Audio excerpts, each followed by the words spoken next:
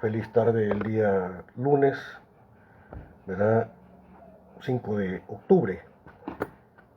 El día de hoy vamos a adentrarnos un poco en el pensamiento crítico de Carlos Marx. Quiero decir que con el pensamiento de Carlos Marx, la sociología o el pensamiento social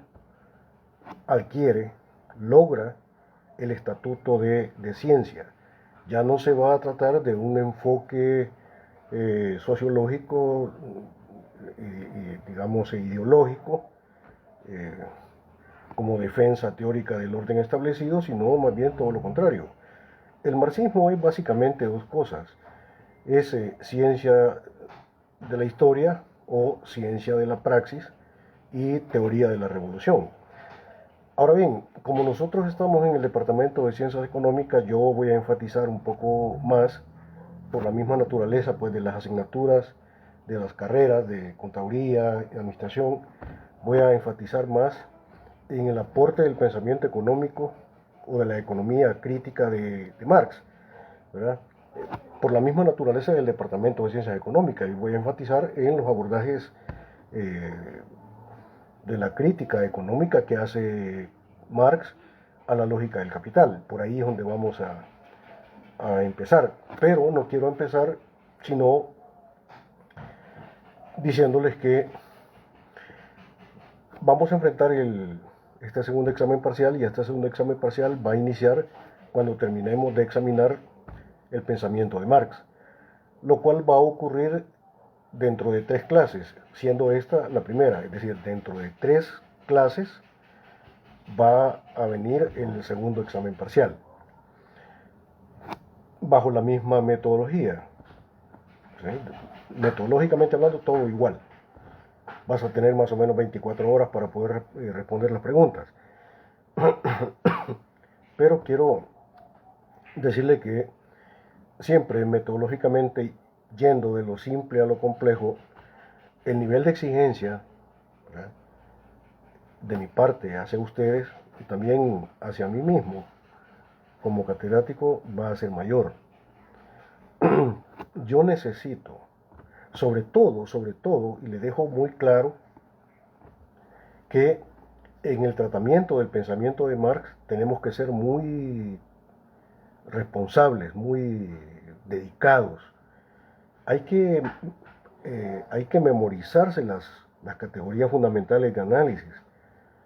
Hay que memorizarlas y aplicarlas al análisis de la realidad. Ya no es posible que un estudiante universitario como ustedes no tengan claro qué es, por ejemplo, el Estado. Hay que saber cuál es el concepto de Estado, el concepto de clases sociales, el concepto de lucha de clases, el concepto de dictadura del proletariado, el concepto de reforma y revolución. Yo voy a ser muy exigente en eso, porque, bueno, si ustedes se equivocan en el manejo del pensamiento de Durkheim, de Weber, de Spencer, pues no, realmente no me preocuparía tanto, pero sí en el manejo del pensamiento de Marx, que es la sociología crítica propiamente tal, con estatuto científico. Ahí sí voy a ser muy exigente, muchachos, ¿verdad? Entonces quiero decírselos con claridad para que después no pueda haber sorpresas. Así que por favor, siempre haciéndoles el llamado a todos los estudiantes inscritos en el grupo teórico 02 de Sociología del Departamento de Ciencias Económicas a ver las clases, ¿sí? Tiene que ver las clases, tiene que estudiar las clases, ¿verdad? Ya no voy a aceptar respuestas en los parciales con cualquier idea vaga, ¿verdad? Sino que tenemos que ser muy concretos. O sea, tenemos que manejar las categorías marxistas en el análisis de la realidad. ¿Estamos claros, muchachos? No quiero que haya sorpresas después. El día de hoy vamos a ver la cuestión del proceso de producción de plusvalor en el proceso de producción de capital. en la lógica del capital, en el Estado capitalista, en el modo de producción capitalista. Vamos a entrar por el lado de los abordajes económicos, los abordajes críticos de la economía política de Marx. Y lo primero que vamos a examinar es lo que ocurre en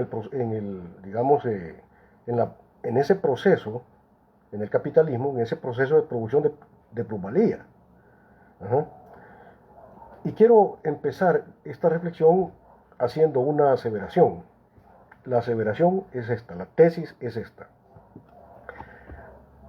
En el proceso de producción de capital, en la lógica del capital, la producción de plusvalía presupone la supeditación asalariada de la fuerza de trabajo en el proceso productivo capitalista y también presupone la supeditación asalariada de la fuerza de trabajo y la supeditación asalariada de la fuerza de trabajo presupone la producción de capital. ¿De acuerdo? Eso es lo primero que vamos a examinar. Repito, la producción de plusvalía presupone la supeditación asalariada de la fuerza de trabajo en el proceso productivo capitalista y la supeditación asalariada de la fuerza de trabajo presupone la producción de capital. Es decir, la subordinación de la fuerza de trabajo a través de un salario en el proceso productivo, ¿sí?, presupone la producción de capital. Es decir, no se puede dar la una sin la otra. Hay una correlación determinante, ¿sí?, entre la contratación asalariada de la fuerza de trabajo y la producción de capital. Ahora, la supeditación de la fuerza de trabajo dentro del proceso de producción de capital supone varias cosas. Lo primero que supone es que el capitalista tiene que buscar en el mercado, buscar, digamos, en el mundo de las mercancías, el capitalista tiene que buscar en el mundo de las mercancías una mercancía muy especial que tiene determinadas características. El capitalista tiene que buscar una mercancía muy especial. ¿Y de qué mercancía se trata? Bueno, se trata de que esta mercancía que el capitalista necesita para poder producir capital debe tener por lo menos 4 características. Esta mercancía debe tener la capacidad de producir más valor del que se necesita para su reproducción como mercancía, es decir, producir más valor del que tiene, más valor del requerido socialmente para poderse producir y reproducir, no como persona, sino como fuerza de trabajo. Ahora, pero esta mercancía que cumple ese requerimiento de poder producir más valor del que vale es única y exclusivamente la fuerza de trabajo. Solo la fuerza de trabajo en el mundo de las mercancías puede producir más valor del que vale. Ahora, dicha mercancía solo puede aparecer como mercancía en el mercado laboral. Estoy hablando de la fuerza de trabajo como mercancía. Esta mercancía, llamada fuerza de trabajo, solo puede aparecer como mercancía en el mercado laboral a condición de haber sido despojada totalmente tanto de los medios de vida como de los medios de producción. Es decir, la fuerza de trabajo solamente puede aparecer como mercancía en el mundo de las mercancías, ¿sí?, sí y solo si esta mercancía, llamada fuerza de trabajo, ha sido despojada tanto de los medios de vida como de los medios de producción. Los medios de vida se refiere a todas aquellas cosas que la persona necesita para vivir: comida, vestuario, vivienda, etcétera, etcétera. Esos son los medios de vida. Y los medios de producción son aquellas cosas que se utilizan para poder producir. Por eso es que Marx decía que la historia empieza cuando los hombres tienen la capacidad y la posibilidad de producir los medios de vida y producir los medios de producción. Los medios de producción implican la reflexibilidad del trabajo, es decir, la producción de aquellas herramientas, de aquella tecnología, de aquellas cosas que te sirven para producir. Por ejemplo, una cuma es un medio de producción, una máquina es un medio de producción, pero la cuma es objetivación de un trabajo anterior. Por tanto, la cuma es, como herramienta, es materialización o exteriorización de un trabajo previo. Es decir, es resultado del trabajo para poder continuar generando más trabajo. Es trabajo para trabajo. Hay una reflexibilidad del trabajo. La maquinaria es producto del trabajo. ¿De acuerdo? Es trabajo objetivado. Pero la máquina está ahí para poder generar más trabajo. Es trabajo para más trabajo. Por eso no es un medio de vida. O sea, un medio de vida es el pan que me como, el café que me tomo, ¿sí? Los alimentos que consumo, mi camisa, etcétera, etcétera. O sea, hay una diferencia entre medio de vida y medio de producción.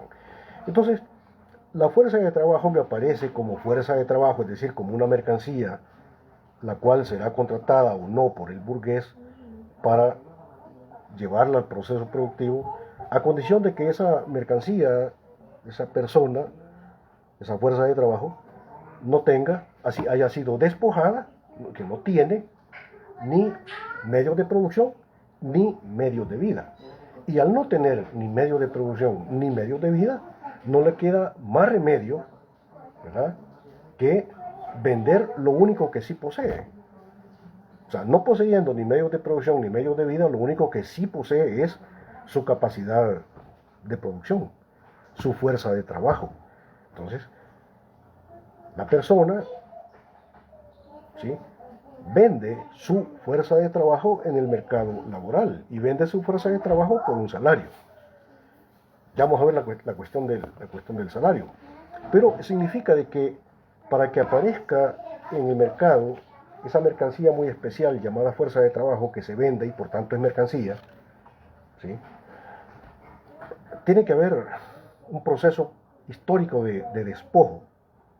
Es decir, ¿por qué no tiene que preguntarse cómo es que los pobres que necesitan vender su fuerza de trabajo en el mercado laboral han llegado a ser lo que son, es decir, pobres? Tiene que haber un proceso histórico de despojo, o sea, de quitarle a las personas sus medios de vida y sus medios de producción, ¿sí?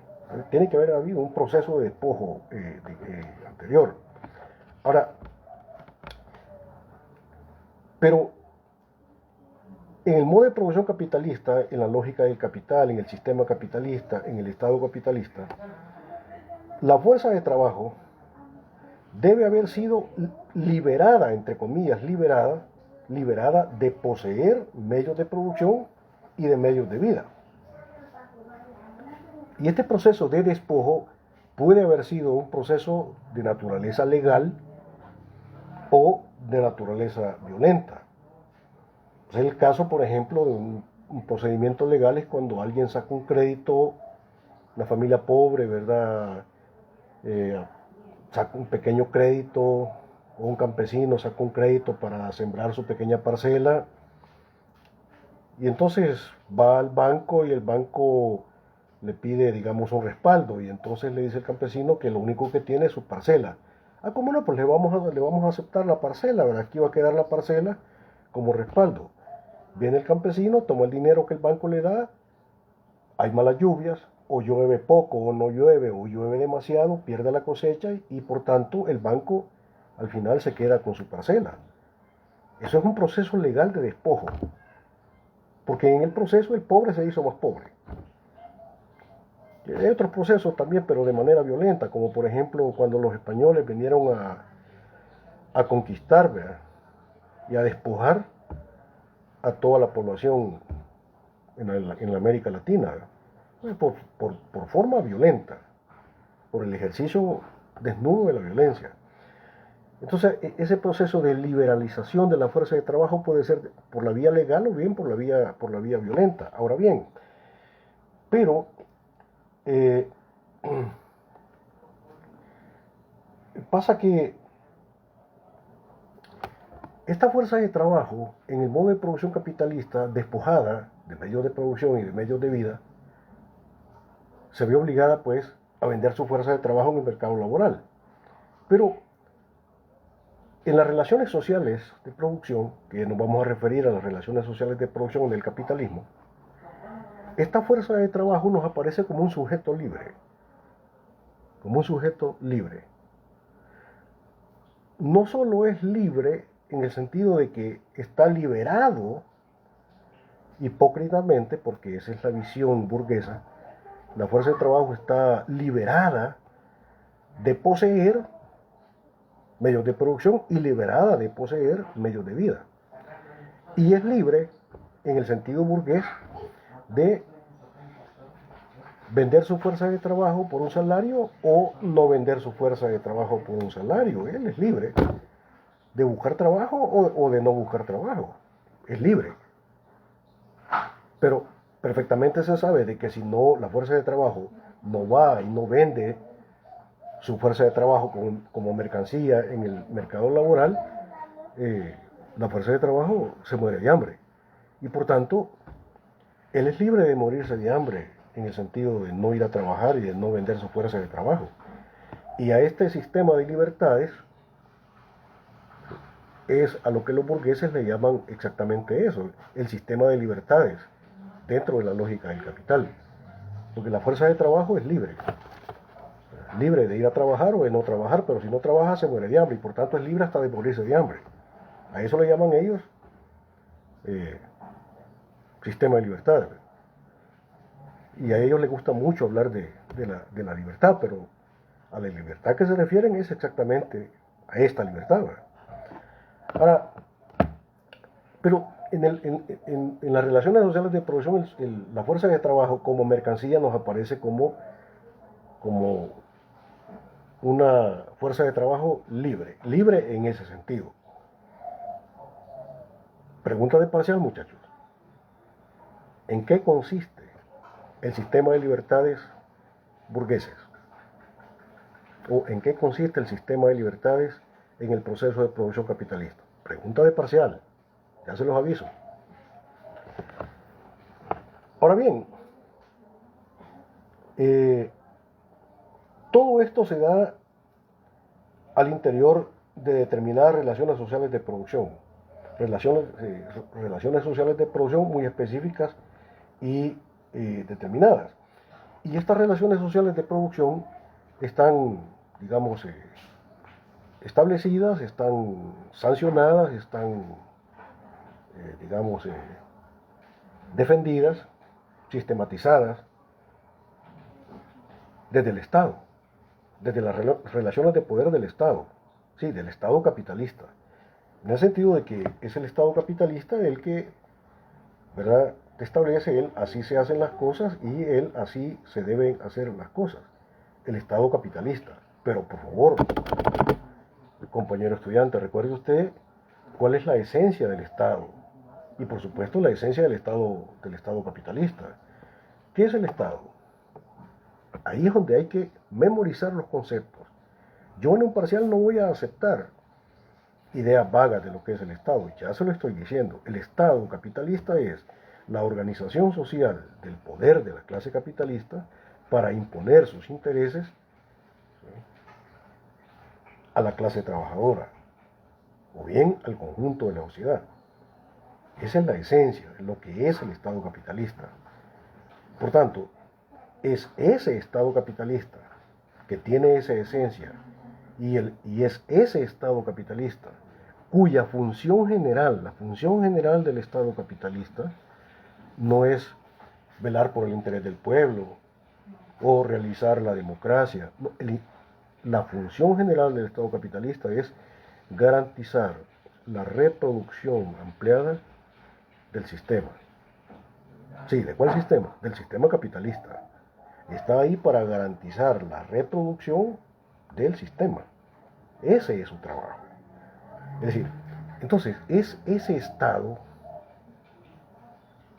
¿sí?, que es un Estado de clase porque responde a los intereses de la clase capitalista. Es ese Estado el que determina él, así se hacen las cosas, ¿no?, y él, así se deben hacer las cosas.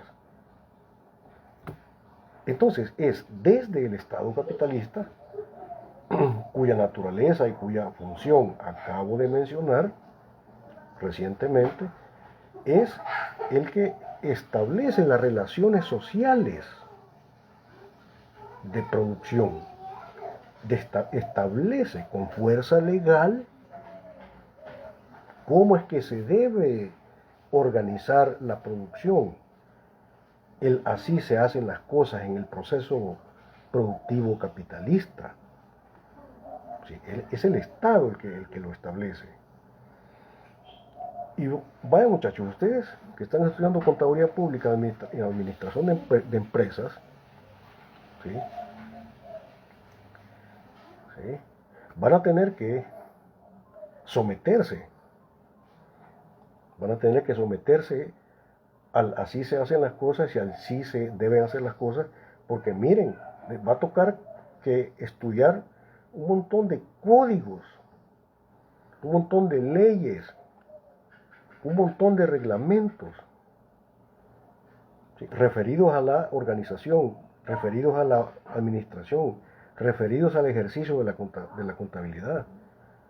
Es el Estado el que te está estableciendo así se deben hacer las cosas y así se hacen las cosas. ¿De acuerdo? Y de un Estado que está ahí para defender los intereses de la clase capitalista.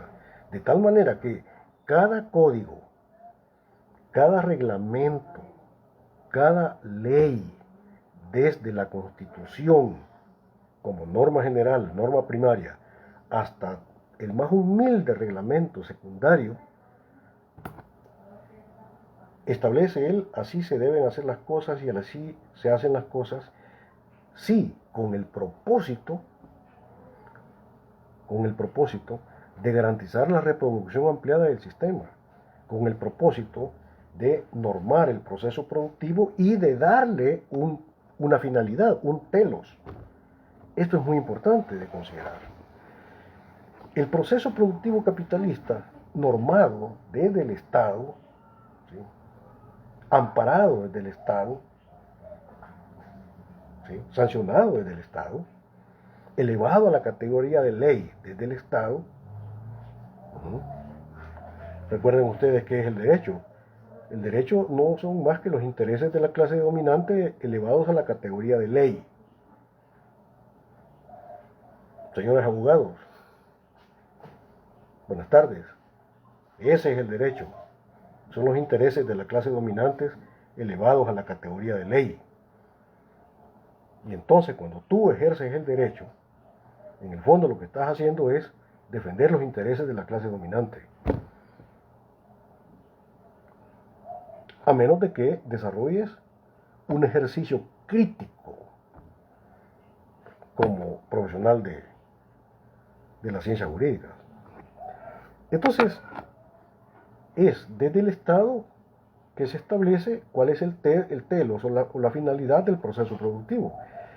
Ahora bien, hablando de cuál es la finalidad, cuál es el fin, el propósito fundamental del proceso de producción capitalista, debo dejar claro que su propósito es la permanente valorización del capital.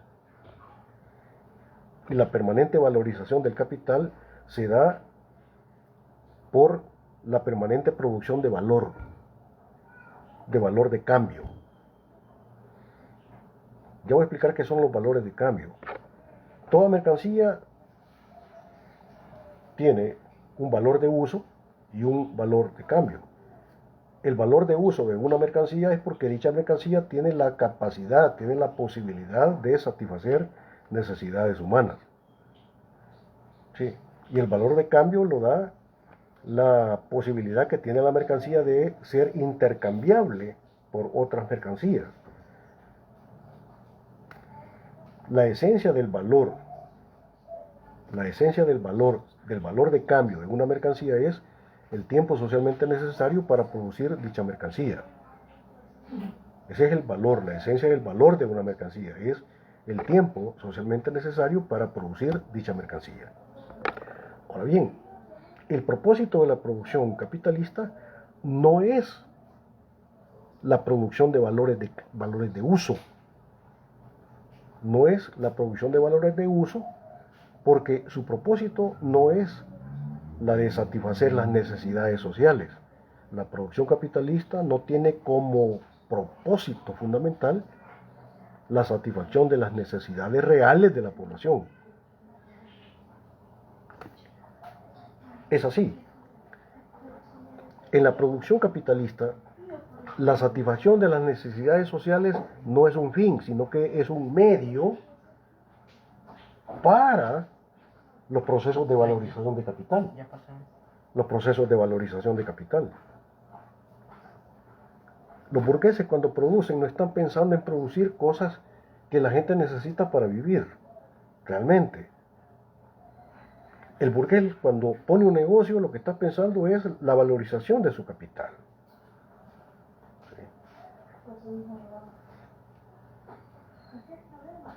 No pregunta qué es lo que la gente necesita realmente. El burgués lo que va a preguntarse es qué es lo que se puede vender. Y si el burgués determina que lo que se vende más, pues, no sé, es la droga o la marihuana o cualquier cosa, o la cerveza,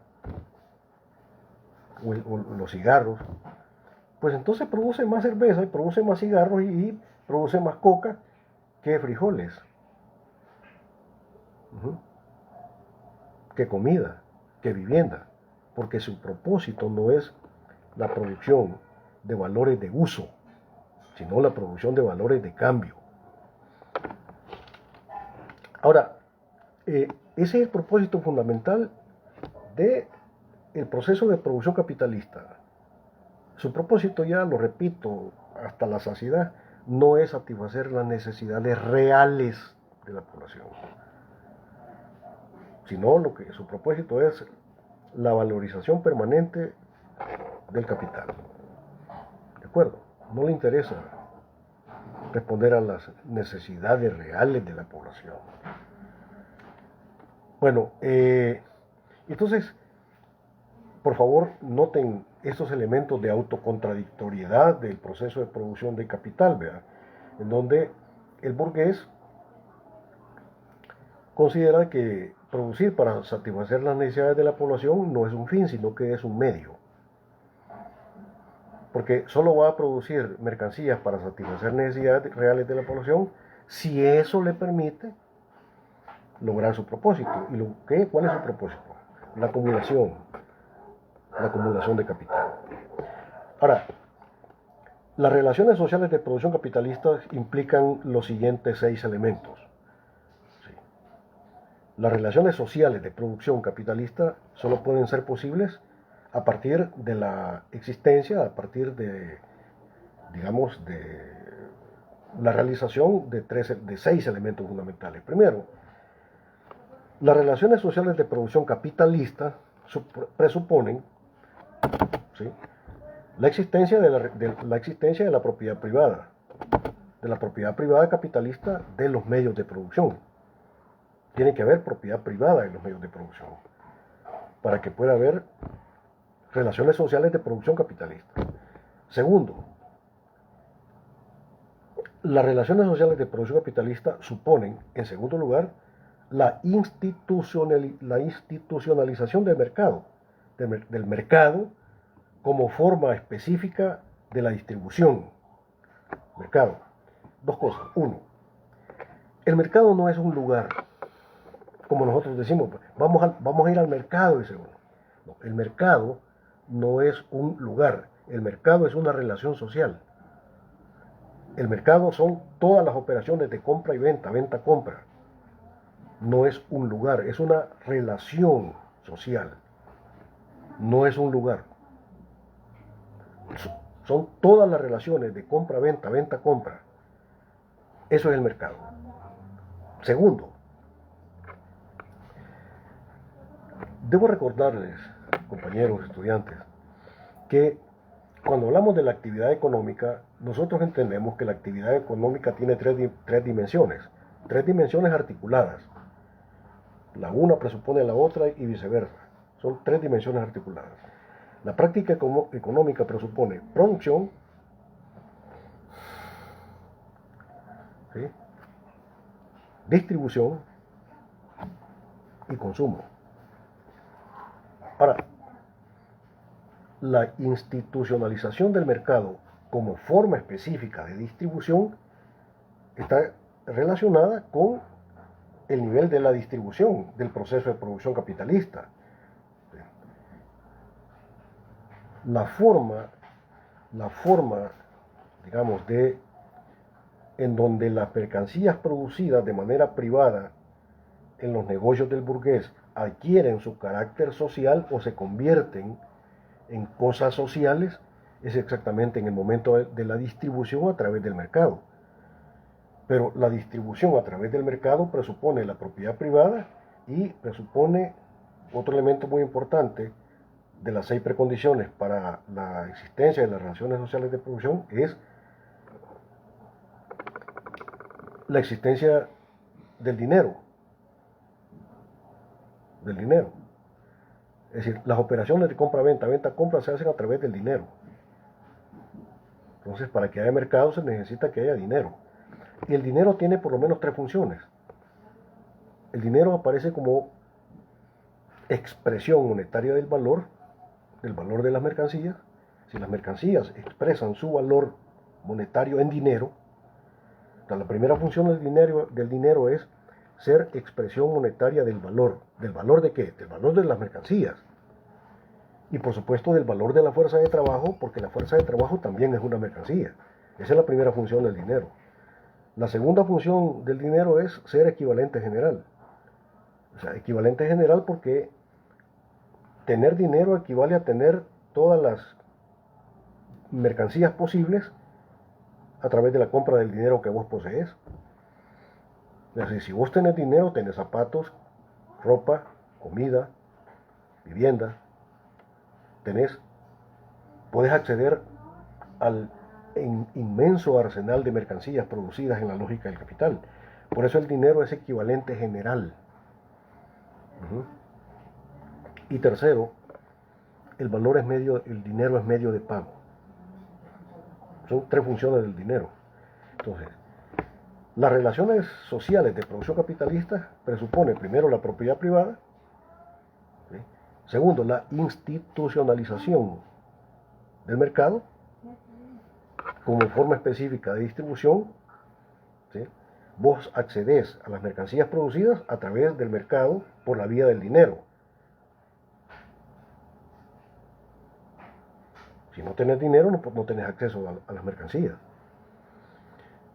Pero las relaciones de compra-venta, venta-compra a través del dinero, ¿verdad?, no son la única forma de distribución.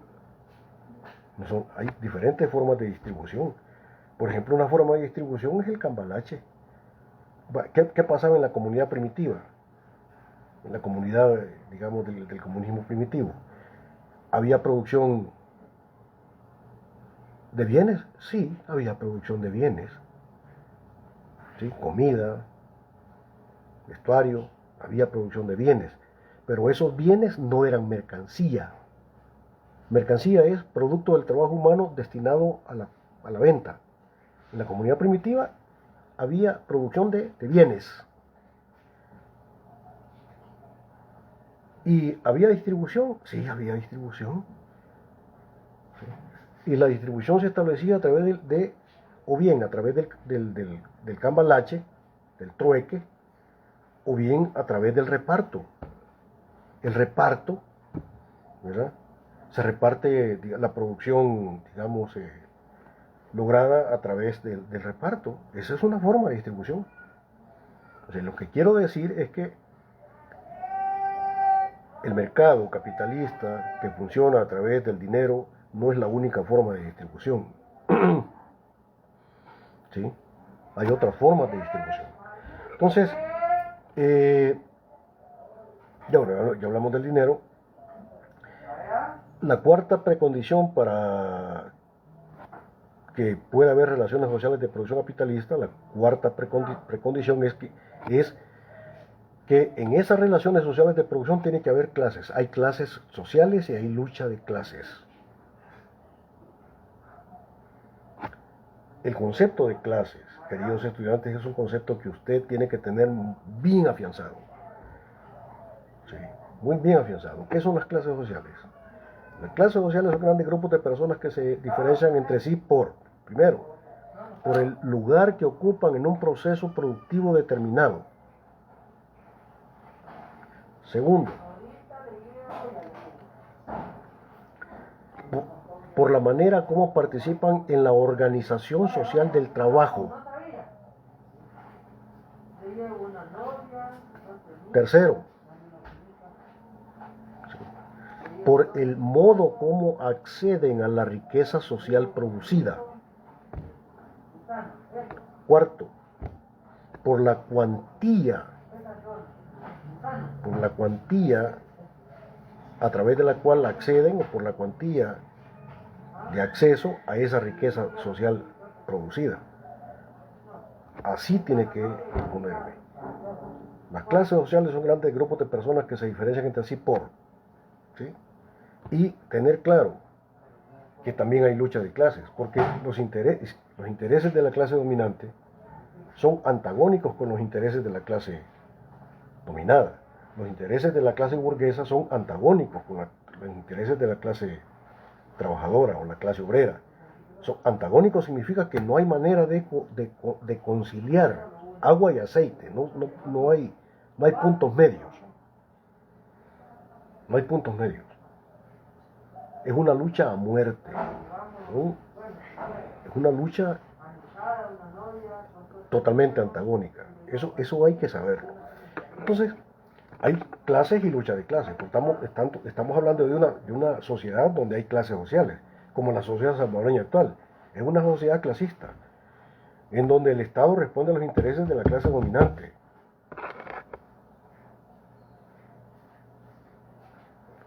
No hay que ser tan ingenuo, tan sencillo, y creer que el Estado está ahí para garantizar la democracia o para velar por los intereses del pueblo. Si vos crees eso, realmente estás más perdido que un perro en misa. ¿De acuerdo? Estás todavía en el campo de lo ideológico, estás realmente ideologizado. No puedes ver la realidad de las cosas. Quinta precondición para que haya relaciones sociales de producción capitalista, quinta es, tiene que haber un Estado clasista, en donde el Estado responda a los intereses de la clase dominante, para oprimir a la clase dominada. Ese Estado tiene que ser necesariamente una dictadura de clase. Y el Estado capitalista es la dictadura de la clase capitalista para oprimir a la clase trabajadora. Eso es lo que es el Estado. El Estado es una dictadura. Por eso realmente es una idiotez acusar a Bukele de que ya estamos llegando, ya casi somos una dictadura. No, es que es una dictadura. No es algo que no es, pero que ya vas a ser, que ya vas a caer. No, es algo que ya sos. El gobierno de Bukele es una dictadura. El gobierno de Sánchez Serén, una dictadura. Y el prófugo de la justicia, Funes, una dictadura. Todo Estado es la dictadura de la clase dominante para oprimir a la clase trabajadora o a la clase dominada. ¿Sí?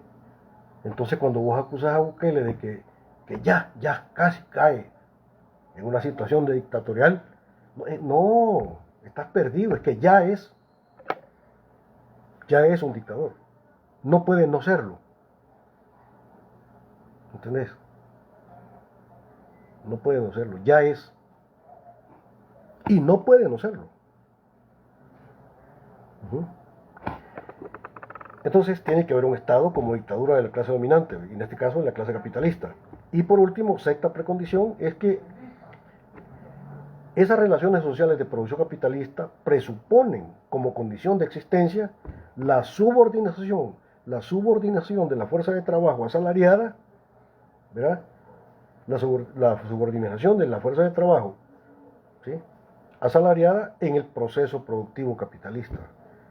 Es decir, la fuerza de trabajo está subordinado en el proceso de producción capitalista a través del salario. ¿De acuerdo?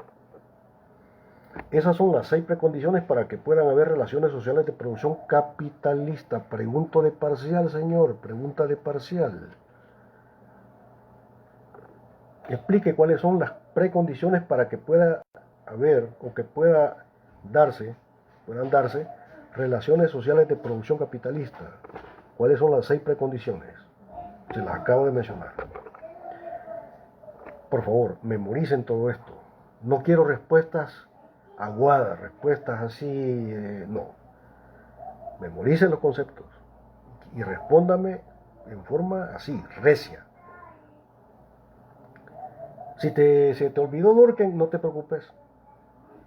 Se te olvidó Spencer, no te preocupes. Comte. No. El enfoque de Marx es el que no debes olvidar.